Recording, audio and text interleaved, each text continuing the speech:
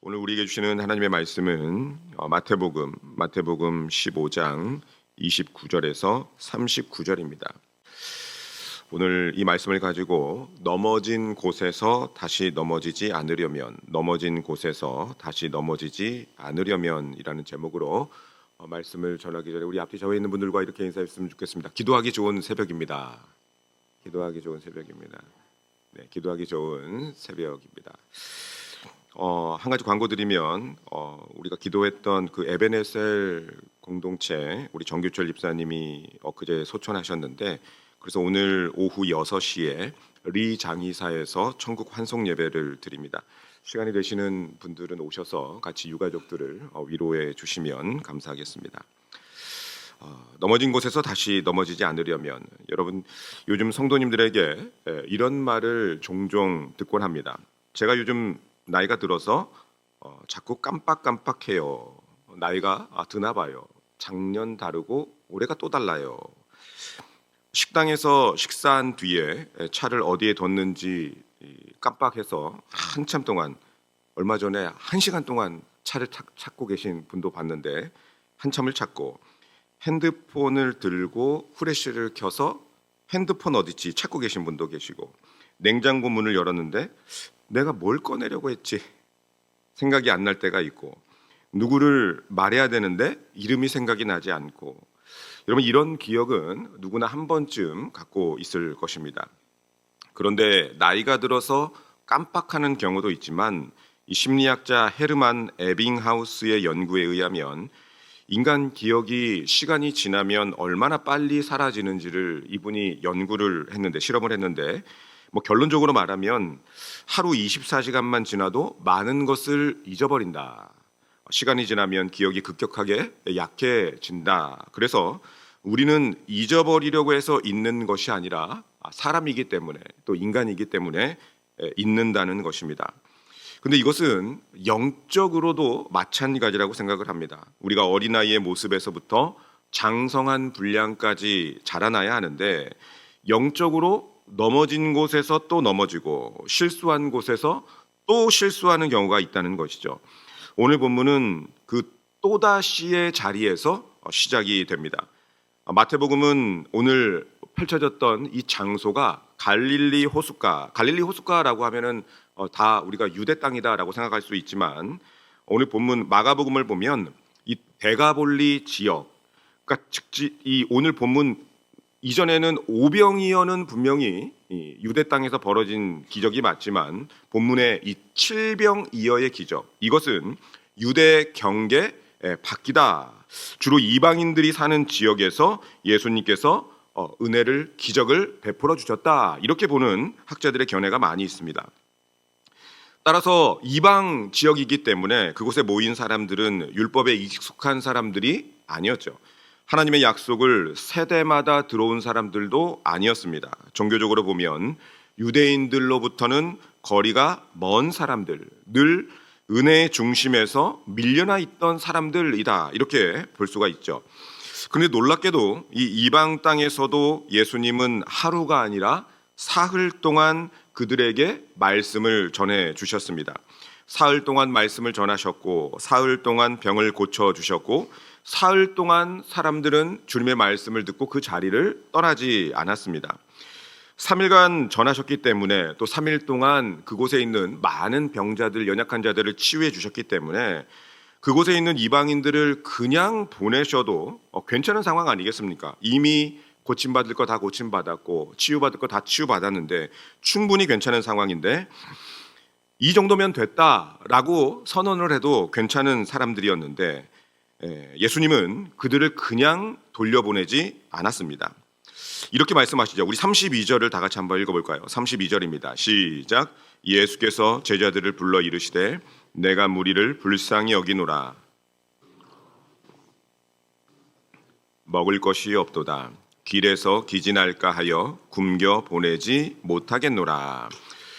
충분히 이미 은혜를 받았는데 그 사람들을 그냥 돌려보내지 않고 그 이후에 기진한 상태로 내버려 두지 않습니다. 더 놀라운 것은 여기 많은 사람들이 이방인이었다는 것이죠. 이방인, 이스라엘 언약의 바깥에 있었던 사람들, 늘 유대인들로부터 한 발짝 멀리 떨어져 있었던 사람들. 그런데 예수님은 그들을 향해서 유대인들을 대하듯이 똑같이 말씀을 해주셨습니다. 굶겨 보내지 못하겠노라. 얼마 전에 유대 땅에서 벌어진 오병이어의 기적, 이것이 이방 땅에서 이 칠병이어의 기적으로 다시 일어나게 되는 순간입니다. 예수님은 똑같이 사람들을 불쌍히 여기셨습니다. 그런데 우리 본문을 보면 제자들은 넘어진 곳에서 또 넘어지더라. 이것을 볼 수가 있는데 오늘 말씀을 통해서 주님의 메시지를 한번 살펴보도록 하겠습니다. 첫 번째 우리에게 주시는 메시지는 예수님의 긍휼은 언제나 우리의 기대 이상이라는 사실입니다. 마태복음 15장의 가장 중요한 배경은 이 기적이 어디에서 일어났는가? 예수님은 갈릴리 호숫가로 가셨고 산에 올라가 앉으셨습니다. 이 장면은 익숙해 보이지만 사실은 굉장히 낯선 자리입니다. 이곳은 유대 땅이 아니라 이방 지역과 맞닿아 있는 곳, 즉 이방 지역이라고 보는 학자들이 참 많은데 21절에 보면 두로와 시돈을 지났다고 말하죠. 두로와 시돈. 이 두로와 시돈은 완전히 이방 땅 아닙니까? 두로와 시돈에서 지나서 갈릴리 호숫가. 여전히 학자들은 이방 땅이라고 이야기를 합니다. 그럼 유대인들의 율법과 전통이 자연스럽게 작동하는 공간이 아니라 하나님의 약속에서 한참 동안 늘 한 발 물러서 있던 이방인들, 그 이방인들이 대다수 모여 있었던 자리가 오늘 본문의 장소입니다. 그 자리로 이방인들이 몰려오고 있죠. 30절 말씀을 제가 다시 한번 읽어보면 큰 무리가 다리 저는 사람과 장애인과 맹인과 말 못하는 사람과 기타 여럿을 데리고 와서 예수의 발 앞에 앉힘에 고쳐주시니 이 사람들은 믿음이 좋은 사람들도 아니었고 회개한 사람들로 보기도 어렵습니다. 그저 설명이 되지 않는 사람들, 이방 사람들, 정리되지 않는 사람들, 이름 붙일 수 없는 그러한 사연을 가진 그러한 사람들이 지금 예수님께로 모여든 것이죠. 그런데 성경은 예수의 발 앞에 앉힘에 고쳐주시니 이렇게 설명을 하죠. 아무리 그들이 예수님을 잘 안 믿고 이방인이고 하나님을 모르는 바깥에 떨어진 그러한 사람들이라고 할지라도 예수의 발 앞에 그 모든 사람들이 앉히면 예수님께서 그 모든 연약함들을 따지지 않고 가리지 않고 고쳐주시더라는 것입니다.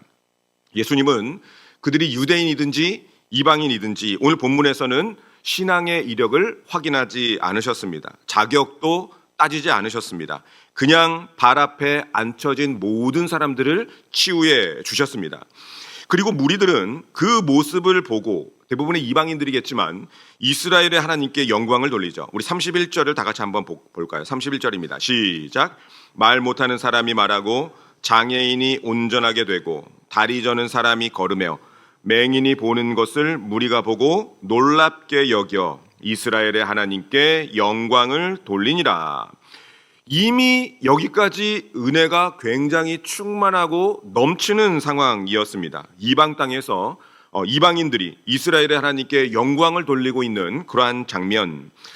그런데 여기서 끝내도 될 텐데 주님은 여기서 끝내지 않고 기대한 것 이상의 은혜를 베풀어 주시죠. 32절 말씀을 보면 예수께서 제자들을 불러 이르시되 내가 무리를 불쌍히 여기노라. 불쌍히 여기노라. 이미 연약한 자들을 다 고쳐주시고 치유해 주셨는데 내가 무리를 불쌍히 여기노라.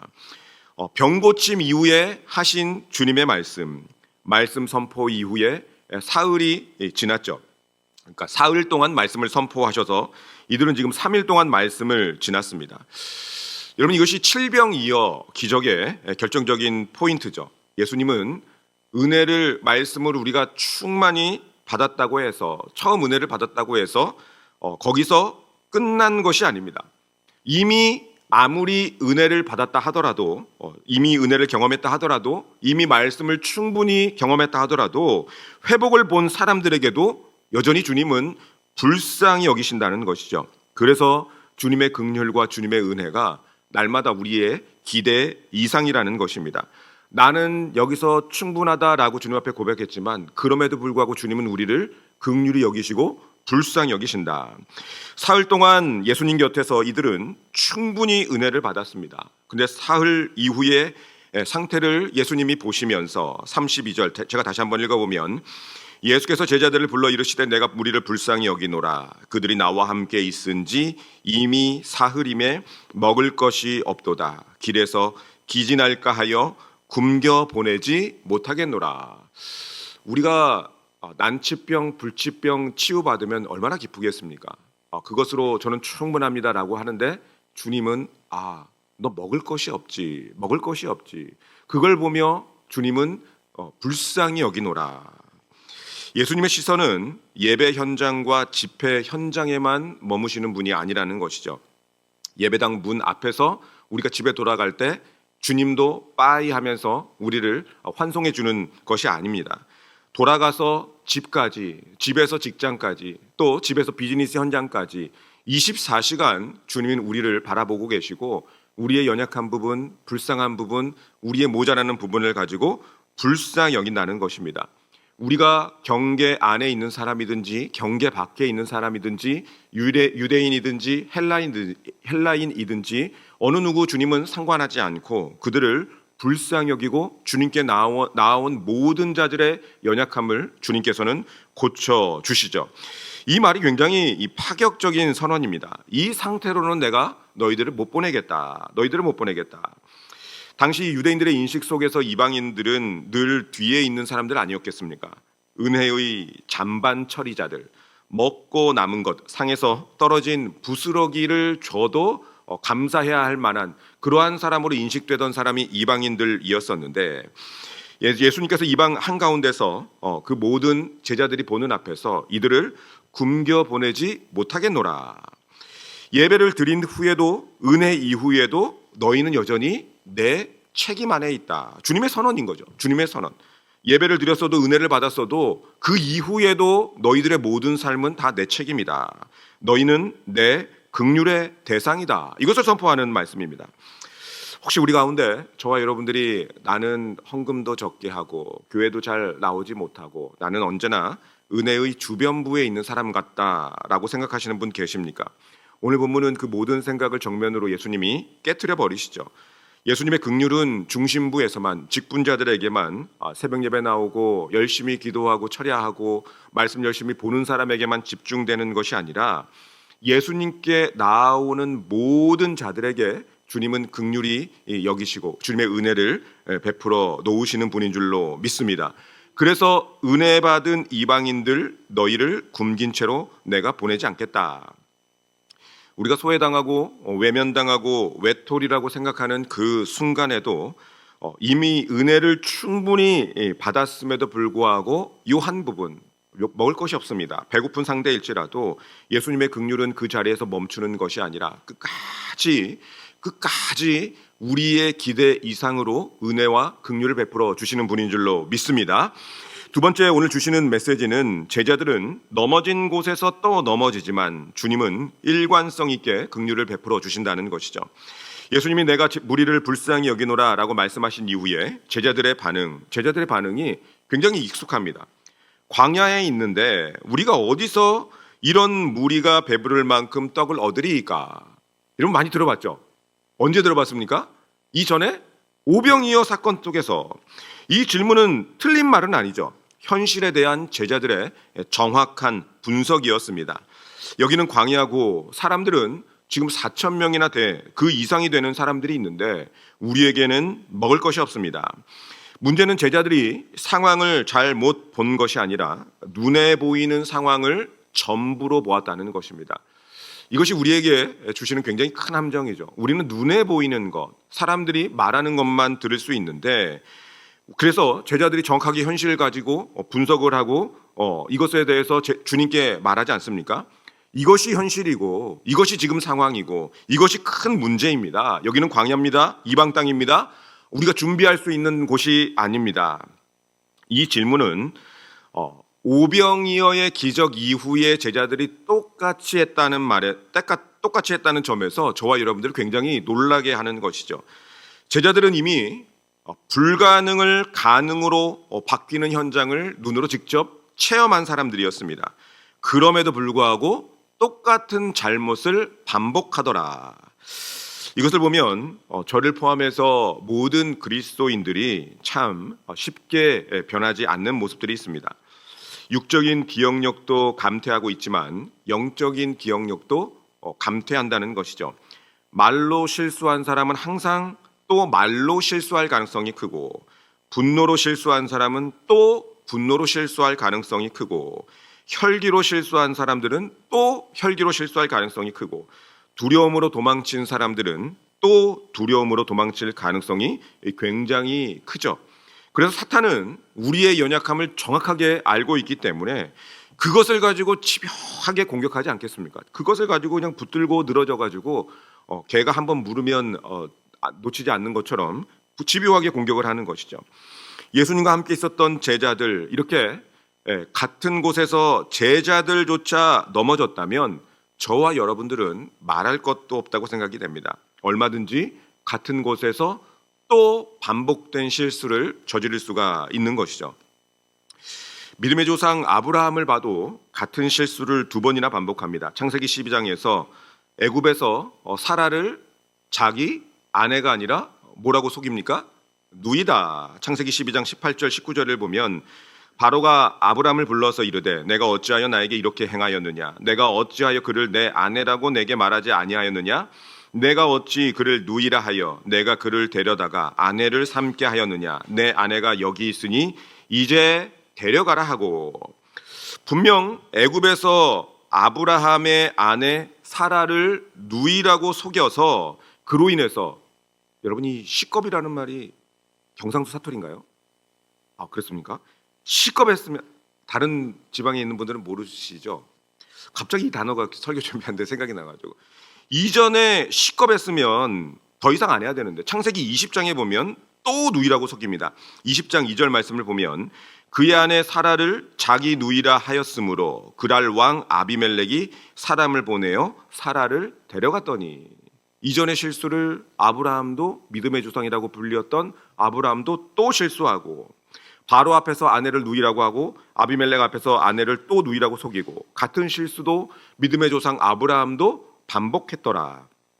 문제는 아브라함의 그 실수가 아브라함 대에서 끝난 것이 아니라 아들 이삭에게까지 대물림 되더라는 것이죠. 창세기 26장 7절 말씀을 보면 그곳 사람들이 그의 아내에 대하여 물으매, 이삭입니다. 이삭의 아내에 대하여 물으매 그가 말하기를 그는 내 누이라 하였으니 리브가는 보기에 아리따움으로 그곳 백성이 리브가로 말미암아 자기를 죽일까 하여 그는 내 아내라 하기를 두려워함이었더라.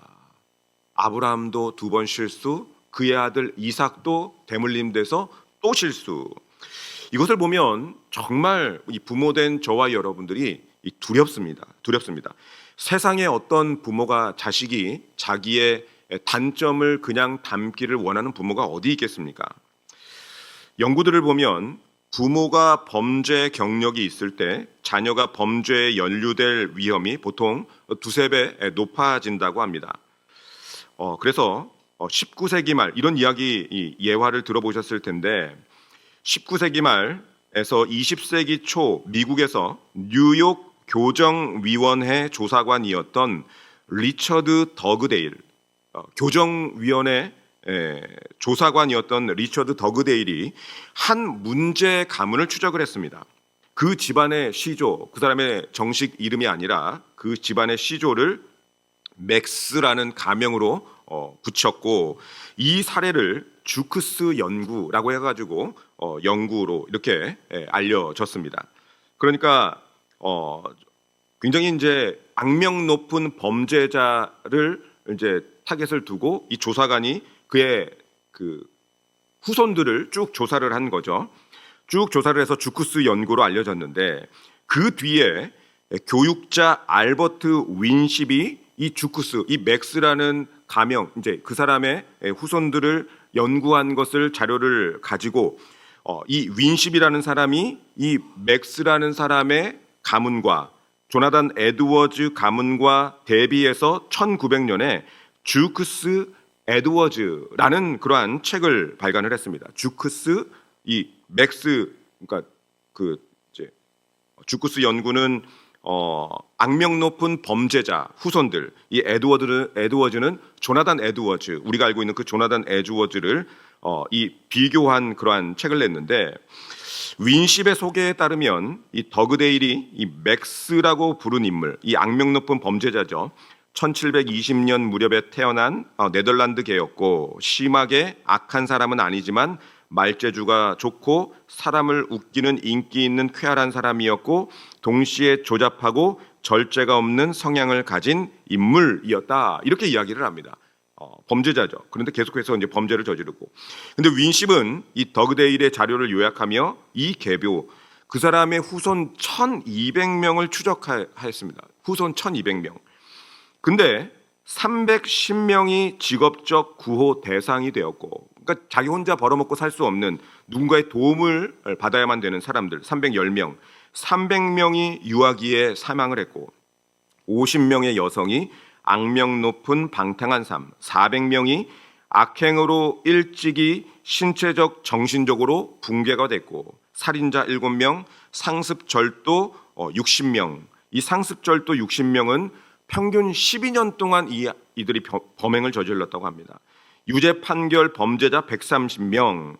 결국 그 당시 사회적 비용이 125만 불 이상이라고 적었는데, 그것을 오늘날 가치로 챗GPT한테 얼마 정도 되니 물어봤더니 3,860만 달러. 이 한 가문이 저지른 것을 복구하고 뒤처리하는 사회적 비용이 지금 현재 3,860만 달러라고 한다는 것이죠.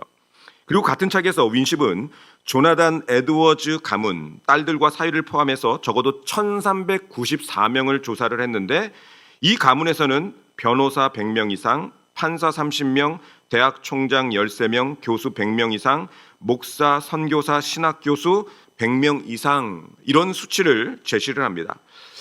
여러분, 이 수치가 뭐냐면 부모가 만든 습관과 분위기가 다음 세대에게 강하게 영향을 준다는 것.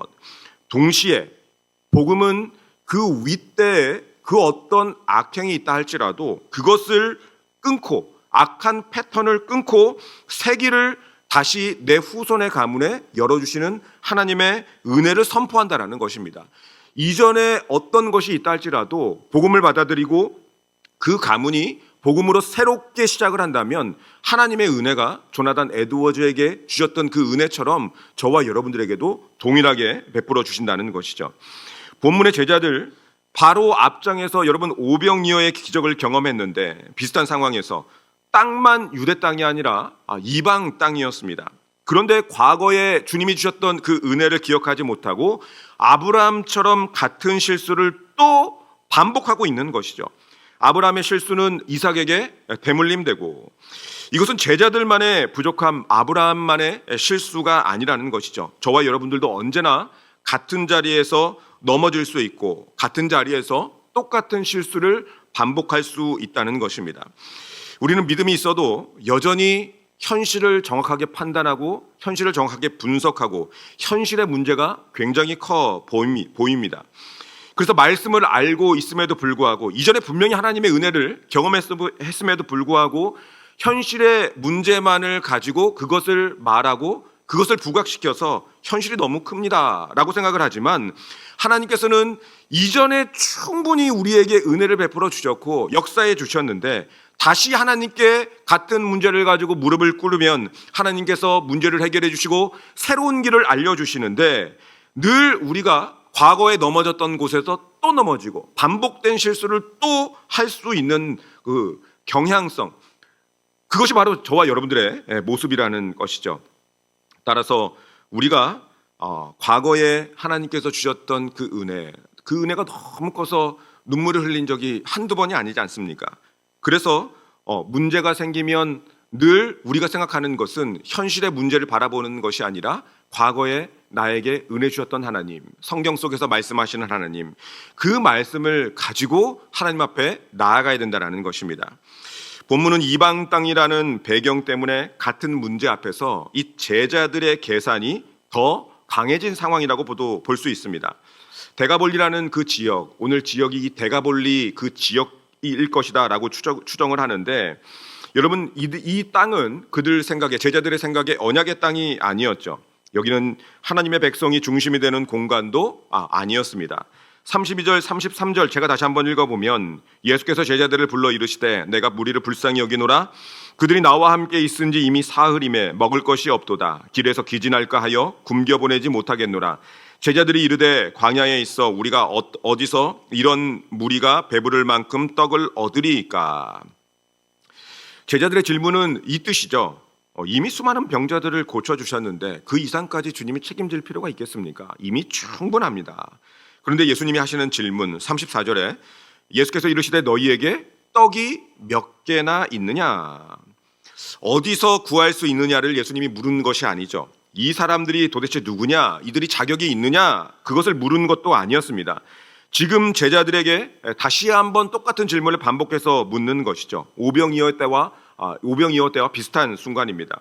제자들은 예수님께 대답하죠. 34절에 이르되 7개와 작은 생선 2마리가 있나이다 하거늘.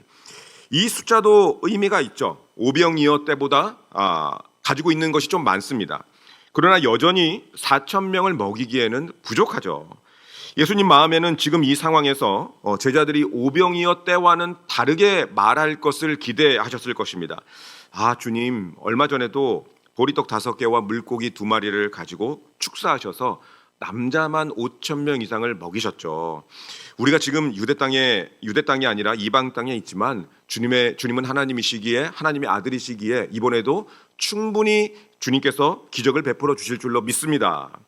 그런데 중요한 것은 예수님께서는 제자들의 이렇게 기대한 대답이 아닌 다른 대답을 듣고 실망하지 않으셨다는 사실입니다. 얼마 전에도 기적을 봤음에도 불구하고 똑같은 실수를 반복하고 있구나. 도대체 내가 언제까지 너희들을 참아야 하겠냐? 언제까지 내가 봐줘야 하냐? 이렇게 말씀하지 않으셨죠. 예수님은 제자들에게 떡 7개와 생선 2마리를 받으시고 34절에서 36절까지 우리 다 같이 한번 읽어보겠습니다. 시작. 예수께서 이르시되 너희에게 떡이 몇 개나 있느냐? 이르되 7개와 작은 생선 2마리가 있나이다 하거늘. 예수께서 명하사 땅에 앉게 하시고 떡 7개와 그 생선을 가지사 축사하시고 떼어 제자들에게 주시니 제자들이 무리에게 주매. 여기서 우리는 오병이어의 기적에서 본 것처럼 아주 중요한 복음의 원리를 우리는 볼 수가 있습니다. 하나님의 기적은 가진 것이 많다고 충분하다고 벌어지는 것도 아니고 이방 땅이라고 그것이 축소되는 것도 아니라는 것이죠. 모든 기적은 언제 벌어집니까? 문제를 주님 손에 올려드릴 때, 주님 손에 올려드릴 때 그때의 이 모든 문제가 해결된다는 것입니다. 그래서 믿음의 조상 또 믿음의 사람 이 다윗이 이렇게 고백을 하는데 시편 37편 5절 6절 우리 다 같이 한번 읽어볼까요? 다 같이 한번 읽어보겠습니다. 시작. 내 길을 여호와께 맡기라. 그를 의지하면 그가 이루시고 내 의를 빛같이 나타내시며 내 공의를 정오의 빛같이 하시리라. 문제가 있으면 누구에게 맡기라고요? 여호와께 맡기라. 너의 길을 여호와께 맡기라.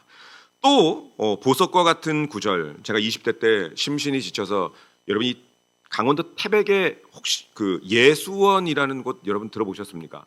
예수원에 3일 정도 제가 가서 기도의 시간을 가진 적이 있었는데 매일 이 작은 칠판에다가 그날의 말씀을 기록을 하시더라고요. 그날의 말씀 해서 한 구절 이렇게 기록하시는데 그때 제가 가서 내 마음 속에 완전히 확 새겨졌던 그날의 말씀이 있었는데 시편 55편 22절 말씀, 시편 55편 22절 말씀 우리 다 같이 한번 읽어보겠습니다. 시작. 내 짐을 여호와께 맡기라.